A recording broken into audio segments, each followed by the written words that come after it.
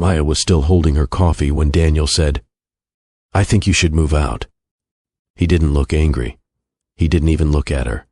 He just kept his hands folded on the kitchen table, staring at a small scratch in the wood like it was suddenly the most important thing in the room. Maya waited for him to explain. When he didn't, she glanced around the kitchen, the mugs they had picked out together, the wedding photograph on the counter, the little ceramic bowl she'd bought on their first anniversary. "Move out?" she repeated. Daniel finally looked up.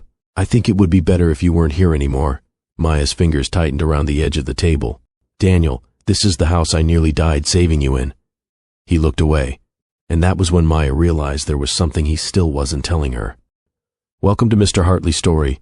To everyone who has supported this channel, thank you for being part of this incredible journey. We're growing every day, improving every day, and bringing you even better content ahead. If you're new here, comment below and tell us where you're watching from, and make sure you subscribe to officially join the family. Now, let's begin today's story. Maya kept staring at Daniel, waiting for him to say something that would make his words make sense. He didn't. Instead, he pushed his chair back slightly and rubbed both hands over his face.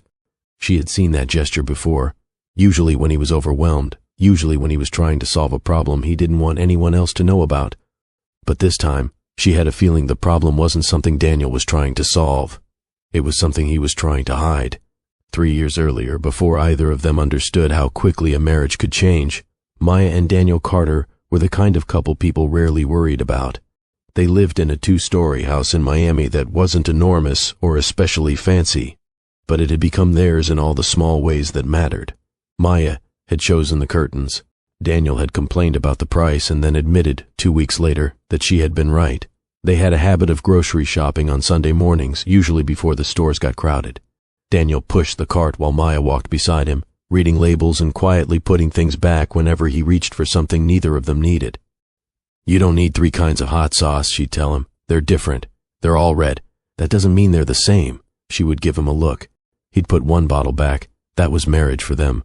Not grand gestures every day, just knowing which arguments were worth having and which ones would disappear before dinner. Daniel was 38 and worked as a commercial property manager. He was good at his job, partly because he hated admitting he didn't know how to solve something.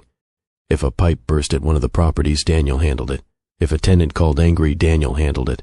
If something broke at home, he usually reached for his toolbox before Maya had finished saying, "Should we call somebody?" Maya was 32 and had learned that Daniel's version of "I'm fine" had several different meanings. There was the real one. There was the tired one. There was the irritated one. And then there was the one where he was already thinking about a problem he had decided nobody else needed to know about. She could usually tell the difference. Usually. One Thursday evening, Maya stood at the kitchen counter sorting through mail while Daniel searched for his keys. "They're in your jacket," she said. He stopped. "How do you know that?" "Because you asked me where they were yesterday, and they were in your jacket then." Daniel reached into the pocket and pulled them out. He smiled. "See, this is why I married you." Maya laughed. "No. You married me because I was pretty." "That too." She shook her head, but she was smiling. For a moment everything felt normal. Then Daniel's phone buzzed on the counter. He glanced at the screen. Barely noticeable. But Maya noticed. Daniel picked up the phone and walked toward the garage. "Everything okay?" she called. "Yeah." He kept walking. Maya watched him disappear through the door. A minute later, she heard the garage door close. She stood there with an unopened envelope in her hand. It wasn't the first time he had taken a call in there. Lately, it had become a habit. So had the locked laptop, the late nights, the sudden errands, the way he sometimes sat at the kitchen table without eating, staring at nothing while his coffee went cold. Maya had asked about it before. Daniel always gave her the same answer. Work. She had accepted it because there was a part of marriage that involved trusting the person beside you. And because she loved him. Still, that evening, when Daniel came back inside nearly 20 minutes later, Maya looked at him a little longer than usual. He noticed. "What?" "Nothing. You're looking at me. I married you. I'm allowed to look at you." He smiled faintly. "Fair enough." Maya smiled back. Neither of them knew it yet, but that was one of the last times an ordinary evening would feel completely ordinary. Because Daniel had already made a decision that affected both of them. And he had made it without telling her. Daniel had convinced himself the property would turn around before Maya ever needed to know how bad things had become. That was the story he kept telling himself. The investment had looked safe at first. One commercial property, 2 business partners, a promising tenant, and a location Daniel believed would only become more valuable. He had even talked about it at dinner. "Give it a year," he'd told Maya. "We'll be in a much better position." Maya had put her fork down. "Then let's talk about it before you put any more money into it." Daniel had nodded. "I will." She trusted that answer. A few weeks later, he transferred a large portion of their savings into the deal anyway. He didn't think of himself as betraying her. He thought of himself as buying time. Then the tenant pulled out. The repairs came next. A roof issue became a plumbing problem. A plumbing problem became an electrical inspection. Every time Daniel thought he had reached the worst of it, another bill appeared. One of his partners began calling him late at night. "You need to put more in." Daniel stared at the numbers on his laptop. "I already did." "Then find it." Daniel ended the call and sat alone in the dark. He knew exactly what he had done. He had taken money Maya thought was still sitting safely in their accounts and put it somewhere that was bleeding cash, but he still believed he could fix it. So he borrowed against another asset, then another. Eventually, the only thing left with enough equity was the house. Daniel sat in his car outside the lender's office for almost 20 minutes before going inside. He told himself it was temporary, a short-term loan, a bridge. Once the property recovered, he would pay it back. Maya would never even have to know.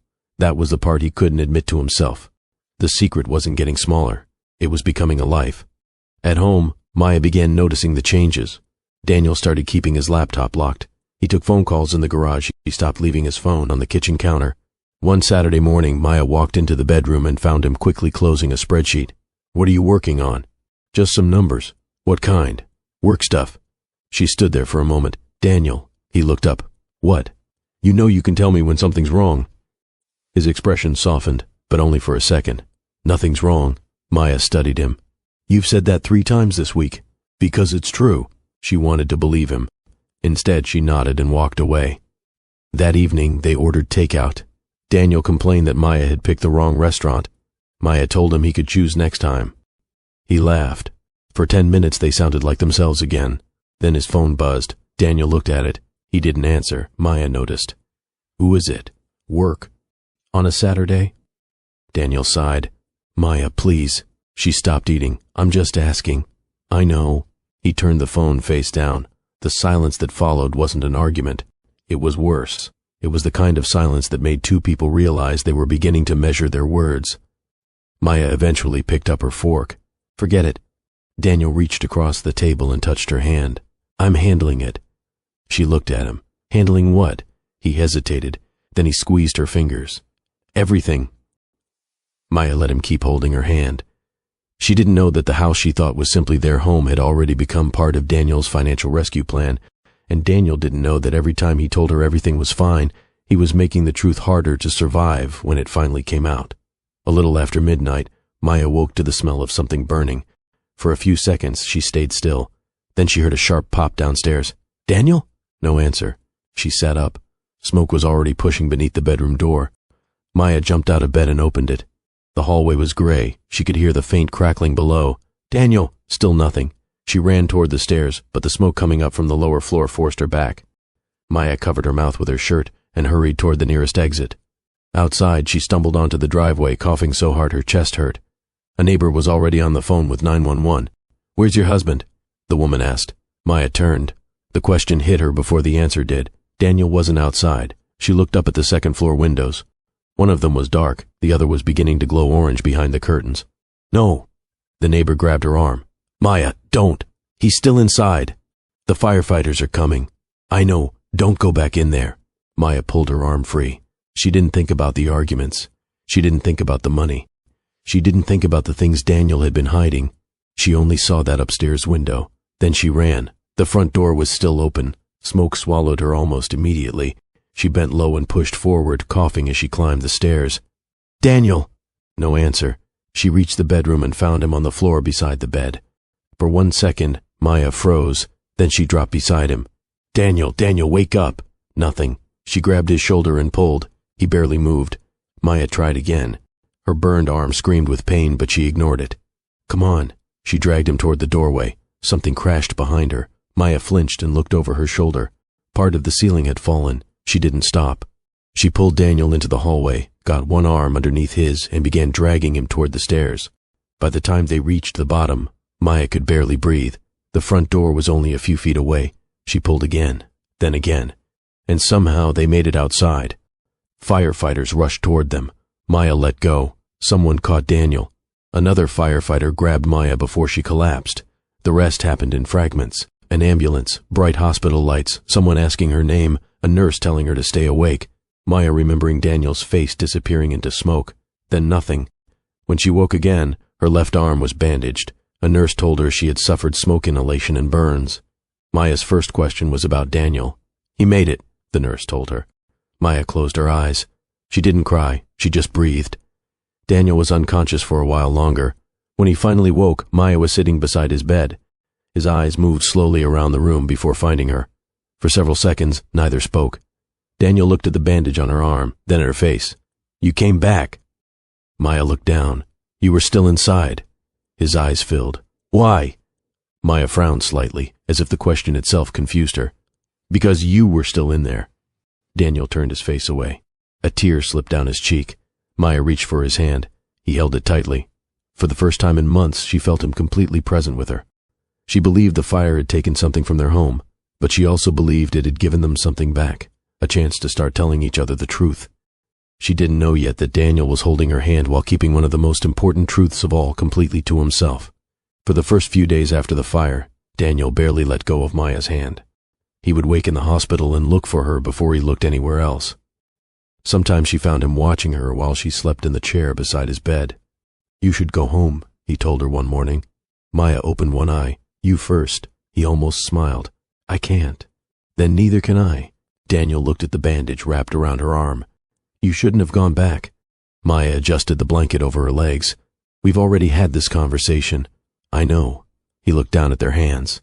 "I just keep thinking about it." "Don't." "I could have killed you." Maya didn't answer. Daniel's thumb moved slowly across her knuckles. For once, he didn't seem to have an answer ready. After he was discharged, the house was unlivable, so they stayed temporarily in a furnished apartment while repairs were arranged. Those first weeks were strangely gentle. Daniel made coffee for her. He reminded her to take the medication for her arm. One evening, Maya caught him trying to fold a pile of laundry with one arm. "You're terrible at this," she said. Daniel looked at the shirt in his hand. "I've never had complaints. You've never folded anything. That sounds like a complaint." She laughed. For a little while they sounded like themselves again. Maya began to believe the fire had stripped away whatever had been keeping Daniel closed off. Maybe surviving something that terrible had finally made him understand that there was no point protecting her from the truth. She waited. Daniel never told her. As his injuries improved, the tenderness slowly disappeared. His phone returned to his hand, then his pocket, then his side whenever Maya entered the room. One afternoon, she reached for it on the counter because it was ringing. Daniel came through the doorway almost immediately. "I've got it." Maya stopped. "You were in the shower. I heard it." "You couldn't have." Daniel picked up the phone. He didn't look at her. That night, Maya noticed his passcode had changed. A few days later, she saw him delete a message before putting the phone away. She didn't ask, not yet. There was something unsettling about how quickly he had gone from holding her hand in the hospital to guarding a screen from her. One evening, Maya sat beside him on the couch. Daniel was staring at his phone. "You know," she said, "you don't have to tell me everything." His eyes stayed on the screen. "I know. But I need to know if something affects both of us." Daniel finally looked over. "I'm handling it." Maya gave a small nod. That phrase again. She leaned back. "Okay." Daniel returned to his phone. Maya stared at the television without watching it. She had spent months wishing Daniel would let her in. Now she was beginning to wonder why he seemed so determined to keep her out. And there was one thing she couldn't stop remembering, a sentence she had seen on his phone just before she ran back into the burning house. She hadn't understood it then. Now she wasn't sure she wanted to. The sentence came back to Maya on a Tuesday afternoon while Daniel was in the garage. She was standing at the kitchen sink when she suddenly remembered the phone on the counter the night of the fire. She hadn't seen the whole message, just enough. "You can't keep doing this. If the bank finds out, you're finished." Maya turned off the faucet. For several seconds, she stood there with both hands resting on the edge of the sink. Then she heard Daniel's voice through the garage door. "I told you I'll handle it." His tone was different, short, tight. Maya dried her hands and walked toward the garage. Daniel was standing beside his car with his phone pressed to his ear. He saw her. His expression changed. "I'll call you back." He ended the call. Maya stopped in the doorway. Who is that? Work. She stared at him. You're always saying that. Daniel rubbed his forehead. Maya, I'm dealing with enough right now. She took a small step backward. I was just asking. I know, but his voice had already closed the conversation. Maya returned to the kitchen. Daniel stayed in the garage for another few minutes. When he finally came inside, neither mentioned the call. That night Maya couldn't sleep. She kept thinking about the message, the bank. What did a bank have to do with Daniel's work? She knew he had invested in that commercial property months earlier. She knew he'd been stressed about it, but she'd never seen anything that suggested the situation was serious enough for someone to warn him that he'd be finished. The next morning she asked him casually, "How's the property doing?" Daniel didn't look up from his coffee. "Fine. You sure?" "Yeah." Maya waited. He picked up his phone. She let the subject go, but something inside her had changed. She wasn't simply suspicious anymore. She was afraid. That afternoon, Daniel fell asleep on the couch. His phone was beside him. Maya sat across the room. She looked at it, then at him. For several minutes she did nothing.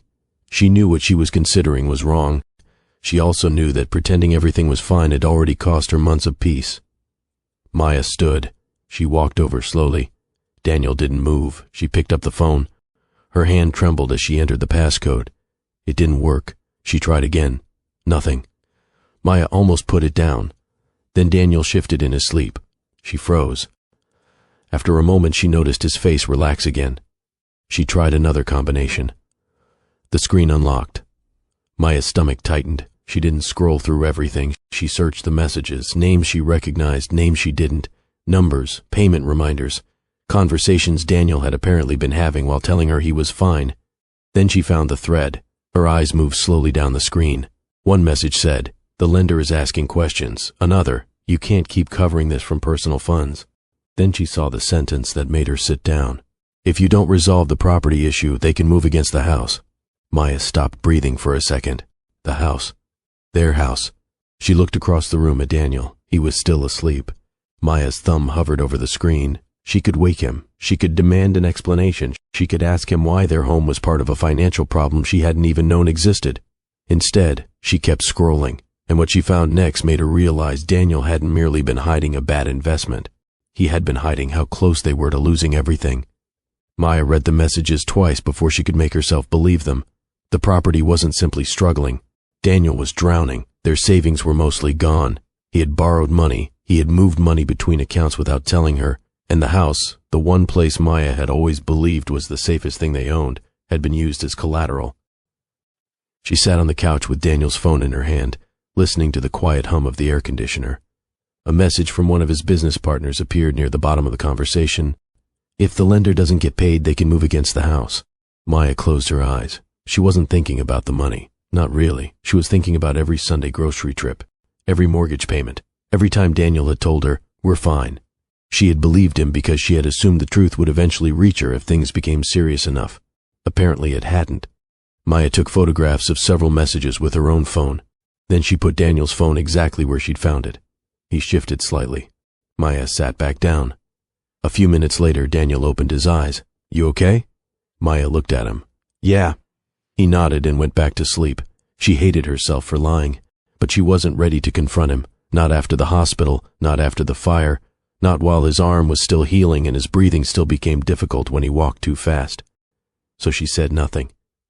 That night, Daniel came into the bedroom and found Maya sitting on the edge of the bed. "You're quiet." "I'm tired."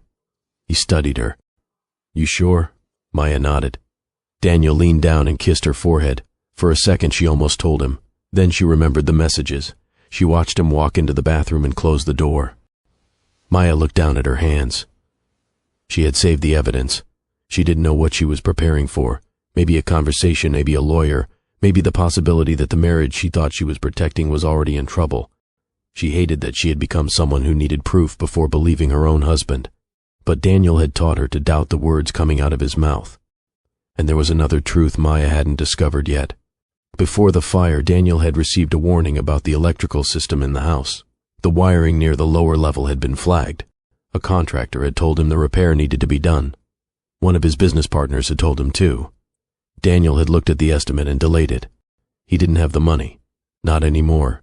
He had convinced himself he could make the repair after the next property payment came through. Then the next payment never came. When the fire started, Daniel had already known there was a problem. He hadn't caused the fire. But he knew his decision to postpone the repair had helped create the danger, and Maya had no idea. That night, while she lay beside him, Daniel stared at the ceiling. Maya was awake beside him, facing the other direction. Neither spoke. She was carrying the truth about his money. He was carrying the truth about the house. For the first time in their marriage, they were lying beside each other, while each secretly knew the other was hiding something. Neither of them understood how much damage that silence was about to cause. The first letter from the lender arrived on a Monday. Daniel opened it in his car before going inside. He read it once, then again. The payment deadline was closer than he had expected. He rested his head against the steering wheel. For months he had managed to convince himself that another week would change something. A tenant would come back. A payment would clear. One of his partners would find another investor. None of it had happened. Now the numbers were simple. If he couldn't pay, the lender could move against the house. Daniel sat there until his phone rang. It was one of his business partners. "You get the letter?" "Yeah. We need a decision." Daniel closed his eyes. "I know. You can't keep waiting." "I said I know." After the call ended, Daniel stayed in the car. Through the windshield, he could see Maya standing at the front window. She lifted her hand when she noticed him. Daniel lifted his back. Then he looked down at the letter in his lap. He didn't go inside for another 5 minutes. That evening, Maya was making dinner when Daniel said, "What would you think about selling the house?" She turned around. "Why?" "I've been thinking." "About selling our house?" "Maybe downsizing." Maya watched him carefully. "Daniel, we just rebuilt half of it." "I know. And we just got settled again." "I know." She lowered the spoon. "Is something wrong?" Daniel looked at her. For a second he almost told her. Instead he said, "I'm just trying to think ahead." Maya nodded slowly. "Okay." She went back to the stove. Daniel watched her. That quiet trust hurt more than anger would have. Later that night he opened his laptop. He searched for apartments, small ones, affordable ones, places Maya could live without worrying about the debt attached to the house. Then he closed the screen. A few minutes later, he opened it again. He searched for an attorney. He told himself he needed advice, that was all. But the next morning, he opened a separate bank account. He didn't tell Maya. He began moving small amounts into it, enough to give himself options if everything collapsed. Every step felt worse than the one before. Still, he kept going. Daniel wasn't planning another life because he had stopped loving Maya. That would have been easier. He was doing it because he couldn't stand the way she looked at him. She trusted him. She had trusted him before the fire. She had trusted him enough to run back into a burning house. And now every time Daniel looked at her, he remembered that she had done something he wasn't sure he would have had the courage to do for himself. He began sleeping later, coming home earlier, speaking less. Maya noticed, but she didn't press him. One evening she found him standing alone in the hallway, staring at the repaired section of the ceiling. "What are you looking at?" Daniel looked up. "Nothing." Maya stood beside him. For a moment neither spoke. Then she touched his arm. "You've been doing that a lot." "Doing what?" "Looking at things like you're somewhere else." Daniel looked at her hand on his arm. He wanted to tell her. Instead, he stepped away. "I've got a lot on my mind." Maya's hand dropped. "Okay." She walked back toward the kitchen. Daniel remained in the hallway. The house was quiet, and for the first time, he understood that if he kept choosing silence, eventually silence would make the decision for both of them. Maya noticed the empty spaces before she noticed Daniel was pulling away. His coffee mug stopped appearing beside hers in the morning. He stopped sending her the quick texts he used to send when he was running late. When she asked what time he'd be home, he'd say, "Not sure," and leave it there. Nothing was dramatic enough to confront. That was what made it difficult. One evening, Maya was standing at the refrigerator when Daniel walked in. "You eat?" "I'm okay." She looked at him. "You've been saying that a lot." Daniel took off his jacket. "I'm tired, Maya." "I know." He paused. "Then what?" She closed the refrigerator. "Nothing." Daniel nodded and walked past her. Maya watched him disappear down the hallway. She almost called him back. Instead, she took out a container of food and put it back. She wasn't hungry anymore. A few days later, Daniel came home carrying a folder. Maya glanced at it. "What's that?" "Nothing important." He tucked it under his arm. She noticed the label from a law office on the corner. "Daniel." He stopped. "What? Why were you at a law office?" His face tightened. "I needed advice." "About what?" He looked away. "Some business stuff." Maya waited. Daniel didn't elaborate. She nodded. "Okay." He walked upstairs. Maya stayed in the kitchen. She had spent months telling herself there was still a marriage underneath all this. Now she wasn't sure. That night, Daniel slept facing the wall. Maya lay awake behind him. She could hear his breathing. She remembered the hospital, his hand around hers, the way he'd cried when he realized she had gone back into the house. She remembered thinking that surviving together would bring them closer. Instead, somehow, they had become strangers who knew each other's sleeping habits. The question came out before she could stop it. "Daniel?" He didn't move. "Yeah? Are you still in love with me?" The room went quiet. Daniel's shoulders shifted. Maya waited. 5 seconds. 10. He finally turned onto his back. "I don't know." Maya stared at the ceiling. She hadn't expected that. She'd expected anger, maybe denial, anything but uncertainty. "You don't know?" Daniel rubbed his face. "I don't know what I am anymore." Maya turned toward him. "You've known me for 3 years." "I know. You don't get to become a stranger and call it confusion." Daniel looked at her. "I said I don't know." Maya sat up. "Then tell me what's happening." He opened his mouth. Nothing came out. She waited. Finally, he looked away. "I can't." Maya slowly got out of bed. "Okay." Daniel looked at her. "Where are you going?" "To the couch." "You don't have to." "I know." She walked out. Daniel stayed in bed. A few minutes later, he heard the living room television turn on. He knew Maya wasn't watching it. She just needed something, making noise. The next morning, she made coffee for herself and left without saying goodbye. Daniel stood by the window and watched her car disappear. He could have called her back. He didn't. And Maya, sitting behind the wheel, made a decision of her own. She was done asking questions Daniel had no intention of answering. She didn't know what she would do next. But she knew she couldn't keep living beside someone who kept making her feel like an intruder in her own marriage. Daniel found the copies by accident. He was looking for an old insurance document on the computer when a folder caught his attention. It had no name. He opened it. The first photograph was a screenshot of one of his messages, then another, then another. Daniel stopped scrolling. He recognized the conversations immediately. The lender, his business partner, the property, the house. Maya had saved them. He leaned back in the chair. For several seconds he didn't move. She knew. Not everything, maybe. But enough. Daniel closed the folder, then opened it again. He kept staring at the same screenshot. Maya had known for months, and she hadn't confronted him. That frightened him more than an argument would have. If she'd screamed, he could have defended himself. If she'd demanded answers, he could have blamed the pressure. But she had quietly collected the truth and said nothing. Daniel shut the laptop. When Maya came home that evening, he watched her put her keys in the bowl beside the door. She looked at him. "What's wrong?" "Nothing." She frowned. "You're staring at me." Daniel looked away. "I'm tired." Maya nodded. She walked toward the kitchen. Daniel followed her with his eyes. He wanted to ask, "Why did you look through my phone? Why didn't you tell me? How long have you known?" Instead, he said, "How was your day?" Maya turned. "Fine." The answer sounded exactly like his. That bothered him. They ate dinner at opposite ends of the table. Neither mentioned the folder, neither mentioned the phone. Maya thought Daniel was still hiding something. Daniel knew she had already found part of it. They were both waiting. The next morning, Daniel saw Maya sitting at her computer.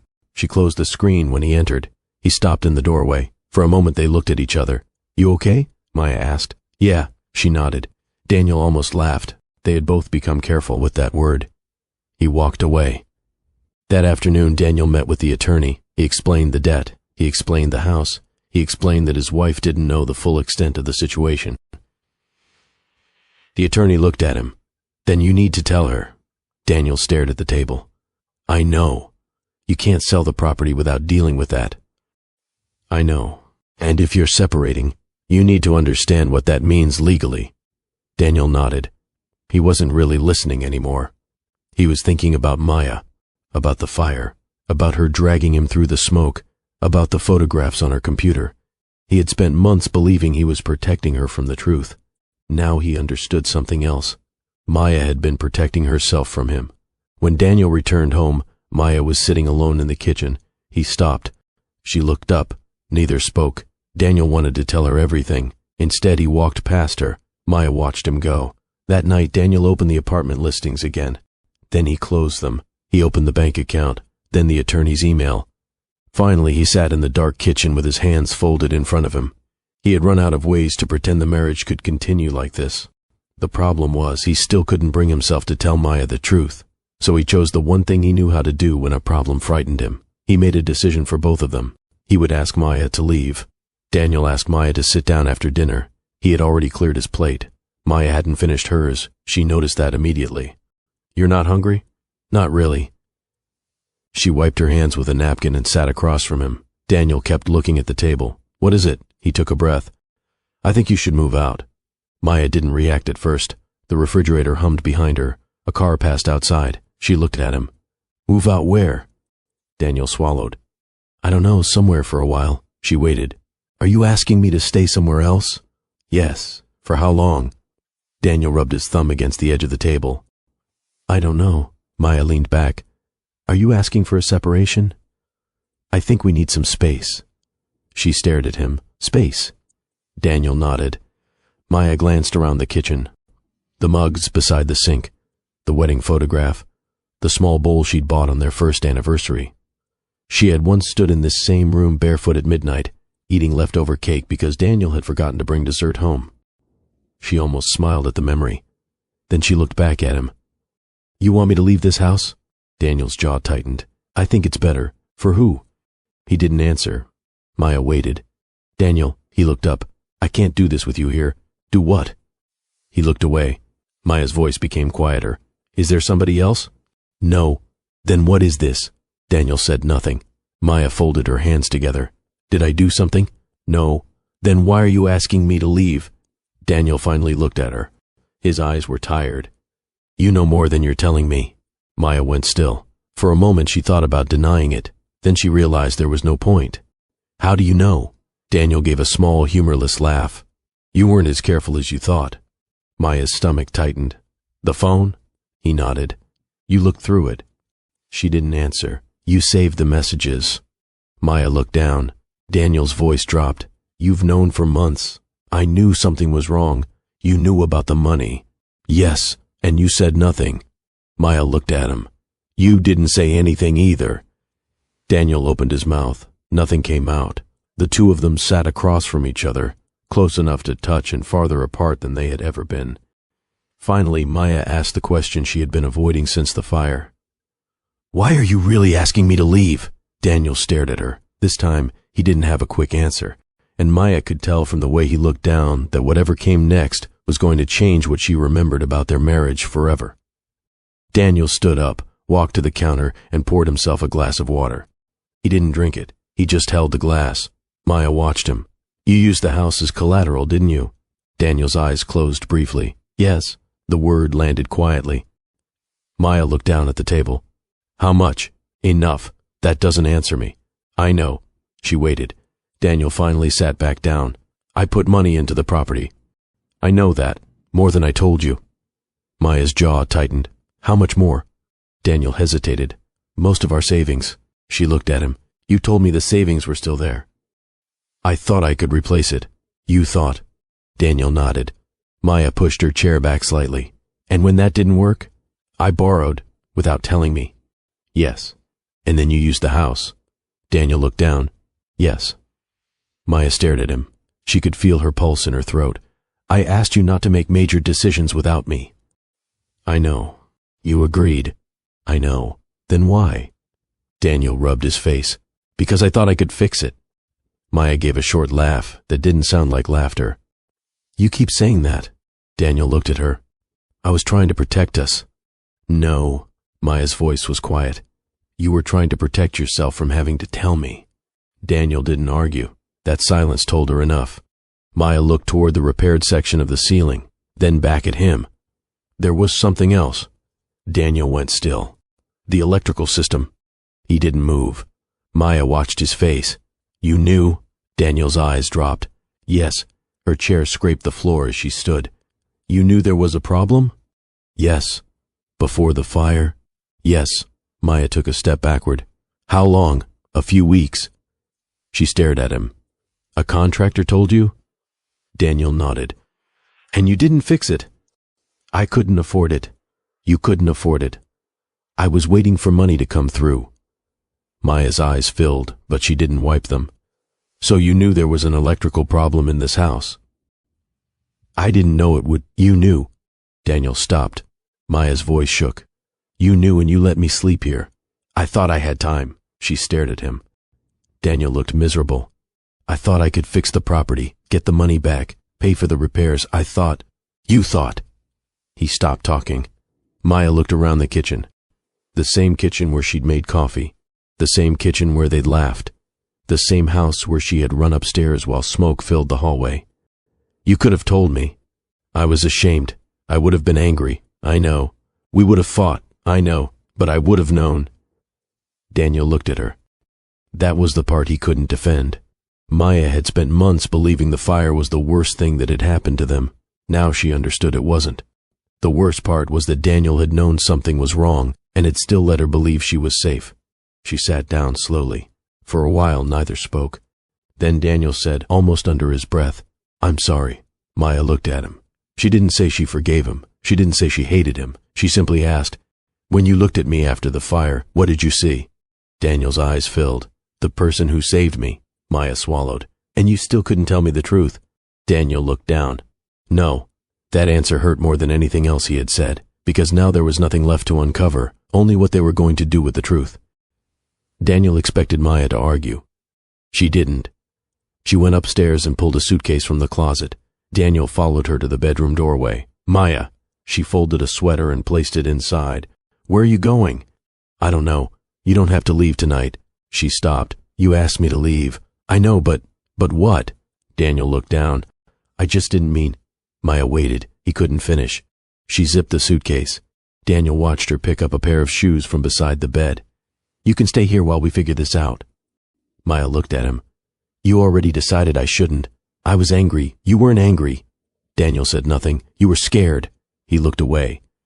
Maya carried the suitcase downstairs. At the front door she stopped. Daniel stood several feet behind her. Neither moved. Maya rested her hand on the doorknob. I don't regret going back for you. Daniel looked at her. She continued. I want you to understand that. He nodded. I know. No, I don't think you do. She turned toward him. I went back because you were my husband, because I loved you, because I couldn't stand outside that house knowing you were still inside. Daniel's eyes lowered. But that doesn't mean I have to stay here after everything you've done. I know. You kept making decisions for both of us. Daniel swallowed. I know. You decided how much truth I could handle. You decided what risks I should know about. You decided when I should be allowed to find out. She tightened her grip on the suitcase handle. And now you decided I should leave. Daniel stepped closer. Maya. She shook her head. I can't keep proving that I love you by accepting things that hurt me. Daniel stopped. The room went quiet. He looked at the suitcase, then at the front door. You can come back, he said. Maya looked at him. Back to what? Daniel had no answer. She opened the door. He followed her onto the porch. Where are you going? Maya looked toward the driveway. I don't know yet. I can help you find somewhere. She almost smiled. That sounds like something you would do. What does that mean? You're always better at fixing things after they've already broken. Daniel looked down. She put the suitcase into her car. Then she turned back. For a moment, Daniel seemed like he wanted to say something that might change her mind. He didn't. Maya nodded once. Take care of yourself. You too. She got into the car. Daniel stood there as the engine started. He could have reached for the door. He could have asked her to stay. He didn't. The car disappeared down the street. Daniel remained outside until he could no longer see it. Then he walked back into the house. The kitchen looked exactly the same. Her mug was still beside the sink. Her little ceramic bowl was still on the counter. A sweater was hanging over the back of a chair. Nothing had moved. Except Maya was gone. Daniel stood in the middle of the room and finally understood what he had spent months refusing to accept. The debt hadn't taken his marriage. The fire hadn't taken his marriage. His shame hadn't taken it either. He had made one decision after another, always believing there would be time to fix the damage later. And now there was no one left in the house waiting for him to fix it. Maya's new apartment was small enough that she could hear the refrigerator click on from the bedroom. The first night, she sat on the edge of the bed with her suitcase still closed. She had expected relief. Instead, she cried. Not loudly. She just sat there with one hand over her mouth, letting the tears come because there was nobody in the next room to hear them. Around midnight, she finally unpacked. A few shirts, her toiletries, the little ceramic bowl she'd taken from the house. She placed it on the kitchen counter and stood there looking at it. For 3 years that bowl had held Daniel's keys. Now it held nothing. Maya picked up her phone. Daniel's name was still near the top of her messages. She opened their conversation. There was nothing new. She typed, "Did you eat?" then deleted it. She typed again, "Are you okay?" Deleted that too. Maya set the phone face down. She hated that she still wanted to know whether he was okay. Being angry hadn't made her stop loving him. She hadn't expected that part. Over the next few weeks, she began building routines that felt almost embarrassingly ordinary. She bought groceries, for one. She learned which coffee shops stayed open late. She started leaving her keys in the same place every night. Some mornings she reached for the second mug before remembering. She'd stand there for a second, hands still on the cabinet door, then take one. That was how healing seemed to happen. Not all at once, in little corrections. Maya also had to face her own part in what had happened. There were nights when she wondered if she should have confronted Daniel the moment she saw those messages. Maybe things would have been different. Maybe not. She didn't know. She also knew searching his phone had crossed a line. She didn't excuse it, but she couldn't pretend it happened in a marriage where everything had been honest before that. Daniel had hidden the financial crisis. She had hidden what she discovered. Neither choice had made the other one right. That realization didn't make her want to go back. It simply allowed her to stop rewriting the past to make herself innocent. Meanwhile, Daniel sold the house. The lender was paid. The property investment collapsed soon after. He lost most of what he had spent months trying to protect. One afternoon, he stood inside the empty house after the final movers left. The rooms looked strangely large without Maya's things. He walked into the kitchen. Her mug was gone. The bowl was gone. There was a faint square on the counter where something had sat for years. Daniel stood there longer than he meant to. His phone buzzed. He almost ignored it. Then he saw the message from his attorney. The sale was complete. The house was no longer his. Daniel put the phone away. He had spent months trying to protect a property. He had lost it anyway. But the thing he couldn't stop thinking about wasn't the house. It was Maya. She had never asked him to be perfect. She had asked him to tell her the truth. And somehow, that had been harder for him than losing everything else. A few days later, Daniel opened his contacts. He stopped at Maya's name. His thumb hovered over it. Then he pressed call. Maya saw his name appear on her screen. She stared at it for several seconds before answering. "Hello?" Daniel was quiet. Then he said, "Could I see you?" Maya looked out the window of her apartment. She didn't know what he wanted. But after everything that had happened, she knew she couldn't keep avoiding every conversation just because it might hurt. "Okay," she said. Daniel exhaled. "Thank you." They agreed to meet the following week. Neither of them called it a reconciliation. Neither called it goodbye. For now, it was simply two people who had finally run out of things they could keep pretending didn't matter. Daniel arrived at the cafe early. Maya noticed because he was already sitting by the window when she walked in. He stood when he saw her. "You look good." Maya smiled politely. "Thanks." She sat down.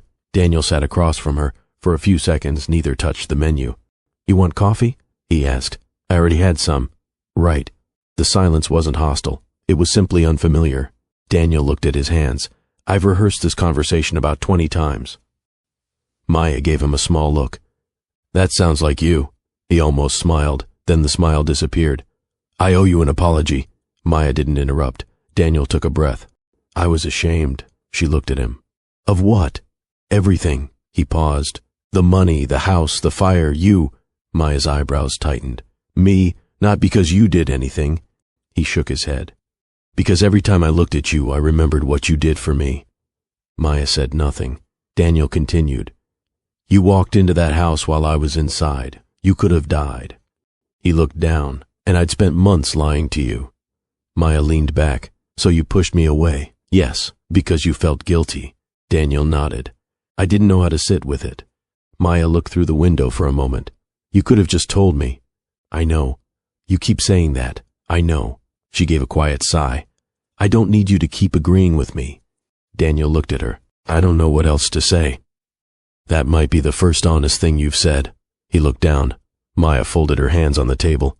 "You treated me like I was the problem because I knew something was wrong." Daniel nodded. "You were right. I wasn't trying to catch you. I know. I was trying to understand my own marriage." Daniel swallowed. "I know." Maya looked at him for a long moment. Then she said something he hadn't expected. "You didn't need me to forgive you." Daniel's eyes lifted. "You needed me to make you feel less guilty." He stared at her. Neither spoke. Then Daniel nodded. Yes. It was quiet, almost too quiet to hear. Maya looked down at the table. That answer didn't erase anything, but she could tell he meant it. For the first time since the fire, Daniel wasn't trying to explain himself into a better version of the story. He was simply admitting what he'd done. After a while, Maya said, I don't know what I'm supposed to do with that. You don't have to do anything. She looked at him. I don't know if I forgive you. Daniel nodded. Okay. I don't know if I could ever trust you the same way. I understand, and I don't know if I want to be married to you again. Daniel's jaw tightened, but he didn't argue. I understand. Maya studied him. Months earlier, he would have tried to solve that sentence. He would have offered a plan, a reason, a promise. Now he just sat there.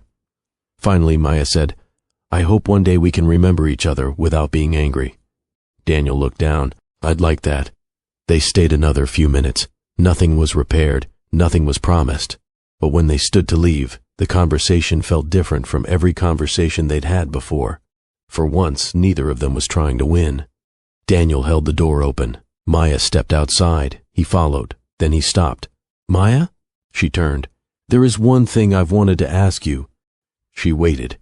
Do you ever think about the fire? Maya looked at him. Yes. Daniel swallowed. Do you regret going back? Daniel toured the street, where people were moving between parked cars, carrying coffee, talking on their phones, going about ordinary parts of their day. Then she looked back at him. No. Daniel seemed surprised. No? I don't regret going back. He nodded slowly. Maya slipped her hands into her jacket pockets. I regret other things. Daniel waited. I regret staying quiet when I knew something was wrong. She looked at him. I regret pretending I wasn't scared. Daniel lowered his eyes. And I regret that we both spent so much time protecting ourselves from each other. He nodded. Neither tried to argue with that. After a moment, Daniel asked, Then why don't you regret it? Maya took a breath. Because you were still in there. Daniel looked at her. She continued before he could answer. That night I wasn't thinking about what our marriage was going to become. I wasn't thinking about the money. I wasn't thinking about what you'd done. She paused. I just knew you were inside. Daniel swallowed. Maya looked at him carefully. Saving you was who I was that night. She let the words sit between them. Leaving was who I needed to become afterward. Daniel looked down. He didn't defend himself. He didn't ask her to come back. That mattered to Maya more than he probably realized. They said goodbye a few minutes later. There was no hug, no promise to try again. Maya walked toward her car. Daniel went in the opposite direction. They didn't turn around. For a while, their lives continued separately. Maya settled into her apartment. She found herself laughing more, not because she had forgotten Daniel. She hadn't. She simply stopped organizing her days around what he might do next. She bought a second plant and somehow kept both alive. She started meeting friends for dinner again. She even began leaving the television off at night, discovering that silence wasn't as frightening as she once thought. Daniel's life changed too. Without the property hanging over him, he had fewer reasons to pretend he could handle everything alone. He started asking questions at work. He admitted when he didn't understand something. When a problem appeared, he stopped hiding it until it became urgent. It wasn't a dramatic transformation. Some habits took longer to break than others, but he was different. And sometimes late at night, he still thought about the fire. He remembered waking up to smoke. He remembered nothing after that. Then he remembered Maya's face, her hands pulling at him, her voice telling him to wake up. For months, Daniel had thought the fire was the worst thing that had happened to him. Eventually, he understood that the fire had simply exposed what was already there. His fear, his shame, his habit of hiding problems until they became impossible to hide, and the woman who had risked everything for him. He lost the house. He lost the investment. He lost his marriage. But the lesson stayed. Maya remembered the fire differently. She remembered being afraid. She remembered the smoke. She remembered Daniel's weight as she dragged him toward the door. But she also remembered something that took her longer to understand. Love could make a person brave. It could make them run toward danger without stopping to calculate the cost. But love could not ask them to disappear afterward. She had saved Daniel because she loved him. She left because she finally understood that loving someone did not mean abandoning herself. And maybe that was the part Daniel would carry for the rest of his life.